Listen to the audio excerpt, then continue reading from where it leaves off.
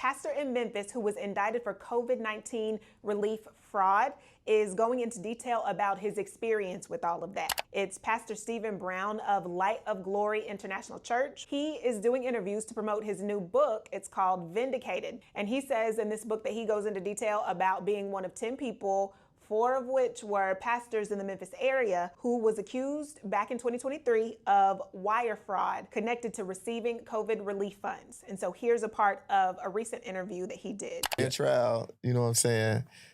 The feds, they got all my text messages, right? And they popped them up there when they was building their case. And one of my responses was to the guy, he asked me, did you get the money? I said, bingo.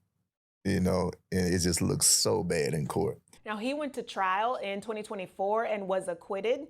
And here in this interview, he really goes into detail about what happened that led to him being investigated, turning himself into authorities, and the experience of thinking about the possibility of being sentenced to 20 years in prison for 2 counts of wire fraud. So that's 40 years. The official charge from the U.S. Department of Justice was that he and the other 9 defendants submitted applications totaling more than $950,000 to the Paycheck Protection Program, you remember the PPP forgivable loans, on behalf of their organizations. And they said that those applications had false statements and misrepresentations related to things like gross revenue, average monthly payroll, and also that they used the money for unauthorized purposes like personal expenses. So for Brown specifically, the amount he was indicted for was almost $150,000.